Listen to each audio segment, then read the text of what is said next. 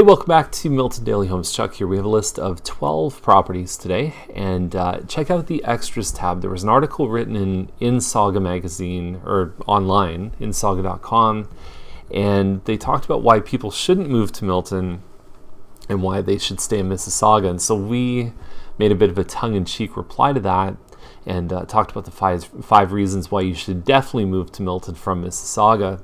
And so anyway, have some fun with that. You do learn a few things about the town. There's lots of links to check out there.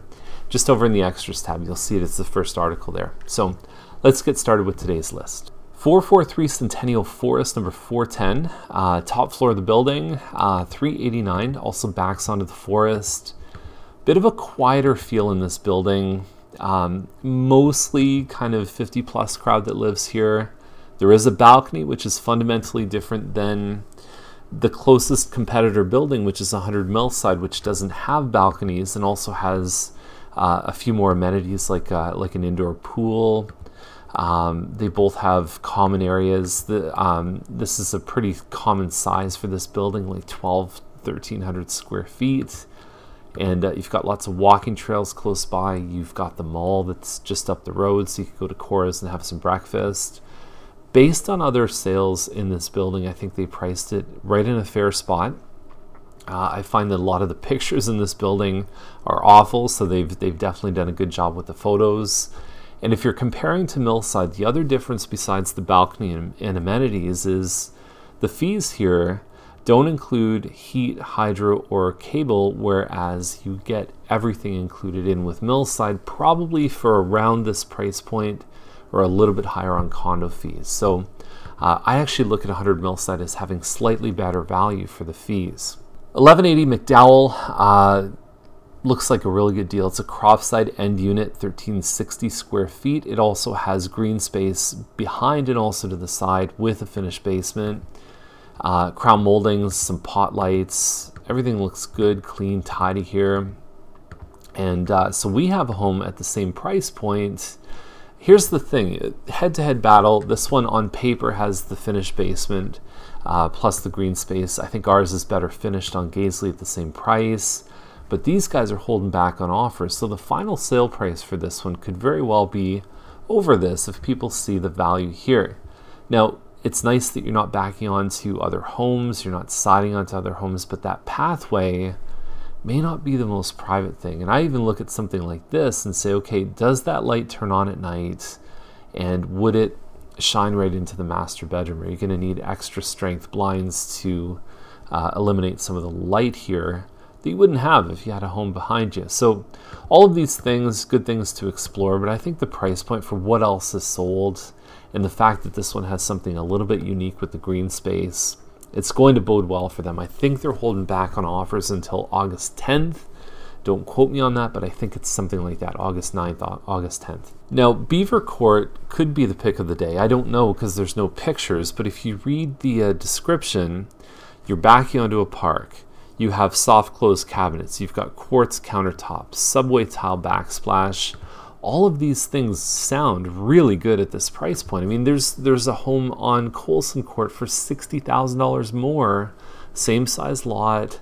I don't know which model this one is compared to that one, but the point is it's hard to get a double garage under $500K in Timberley and anywhere in the old part of Milton. So I think this one's going to attract a good crowd. I just don't know if it's in good shape or not. Based on the not having photos. Anyway, I'm keeping my eyes on this one because it could be a really, really good deal. Eagle Road is 609, a little under 2,000 square feet. And so here's the thing. If you look at the front here, you've got a 36-foot lot. You've got the garage, which takes up almost 20 feet. You've got a couple feet on either side. So the house doesn't really get started because you only have to, in the front, you've got to fit a powder room, closet, and a staircase somewhere in this home. You don't find that the home gets started until the back of the house, and that's exactly what happens here. So when you come in, you've got this entrance with a powder room and a closet. It is a nice defined entrance, which is somewhat hard to find with a lot of these models. You walk up the stairs, and then you've got kind of a combined living dining room, and then you have your kitchen here. It's good when they upgrade the kitchen on these to have more pantry space because there's not a lot of cupboard space. Nice big loft upstairs. There's also a walkout, and the home actually has, I guess this is a bit more narrow than previous phases north of Main Street, but I always remember that balcony being a little bit wider than that. Ensuite with a shower kind of behind the door, and 2 bathrooms, full bathrooms upstairs, and 3 bedrooms. Now, because you're higher up here, having a tree like this probably helps with privacy. So your main floor, you go up some stairs and your main floor is almost like half a level up.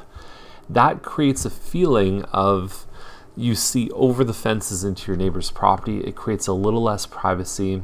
I do like the shape of this deck. I like when you have half a deck here and you have a nice bit of grass here where the kids can play. Good balance, and I think for this price point, it looks pretty good. Some people resist siding. Oh, I don't want a home with siding. Remember, these are wood frame construction homes. All of the insulation is all behind the veneer. The veneer is the candy coating on the home. Either it's brick or stucco or siding. I always say to people, the only difference functionally in siding versus brick is that siding will dent if you throw a baseball at it. Beyond that, it's just a visual thing. There's no difference in quality. There's no structural support on the outside. And so it's just a question of whether or not you like the visuals of having siding on a home. Next up is Peru Road, 695. You're on about a half an acre. Very interesting architectural features. Lots of skylights. You've got this overlook from the hallway upstairs. You've got potentially some built-in bookshelves, or they could be movable. You've got the stone fireplace there. I don't know, this looks like a really interesting home.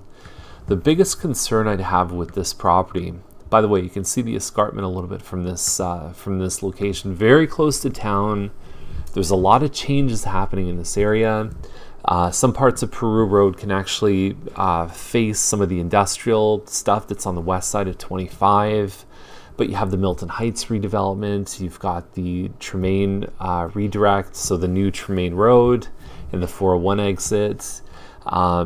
There's just a lot of things happening in this area that I would just want to make sure you do your homework. If you're interested in a home like this, just make sure you know what's going on to the best of your knowledge. Obviously things change in the future, but as of right now, I would look at something like this and say, I've got at least an hour of homework to go through and say what's happening, what in the surrounding area and within a kilometer of this one, what's going on, when's it going to happen.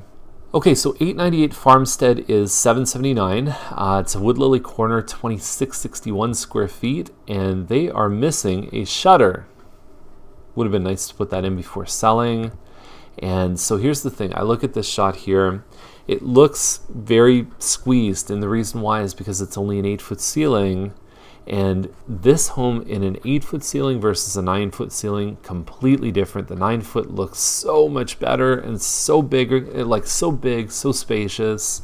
That's one of the upgrades that I think should be pretty much mandatory in a home. The other one is hardwood stairs, because it's very expensive to put in hardwood after the fact if you have carpet stairs, and usually you're pretty safe with a dark stain on your hardwood stairs. Two very important upgrades.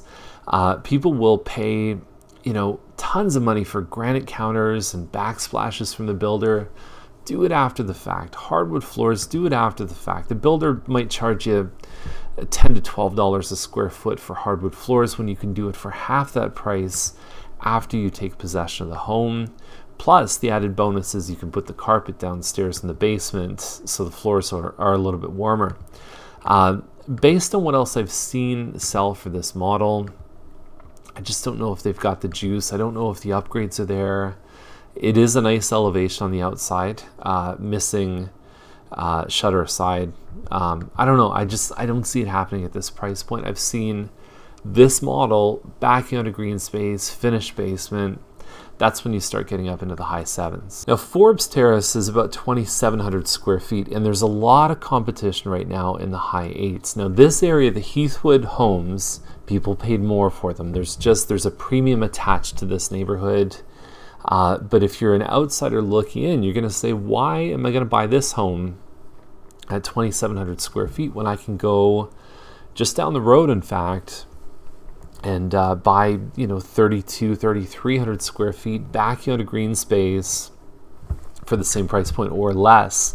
Some really good Mattamy homes for this kind of price point. So it is very nice inside. I don't want to take anything away from this one, but the comparison of this one with other builders, if you're not aware of this premium with Heathwood, and it does exist and past sales indicate it's there, then you might find yourself drifting towards some of the other properties that on paper have more size and I don't know about more features, but definitely maybe a stronger impression on paper.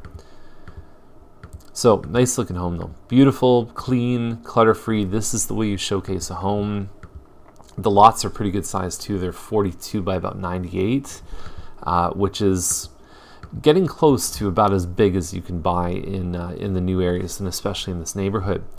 Now, the thing that is a little bit off-putting to me, and I'm going to apologize beforehand. This is my brain, and if you've watched Daily Homes, you know how my brain works. Chocolate stained hardwood floors, chocolate colored hardwood floors, chocolate tone. Chocolate stain reminds me of when I used to change diapers with my 2 young girls. It's chocolate. This is doo-doo, baby. I don't know. Is there not a better way that you could say that? Maybe it's just me, and I apologize for that little sidetrack, but it was on my mind, and as you know, on Daily Homes, what's in here comes right out the mouth and out to there, and sometimes it's good, sometimes it's not. So that's the list. Hope you enjoyed it, even with my crude sense of humor. We'll be back tomorrow with more Milton Daily Homes, and thank you very much for watching. We always appreciate you coming to this site and spending your valuable time having a look at what we have to say. Have a great day.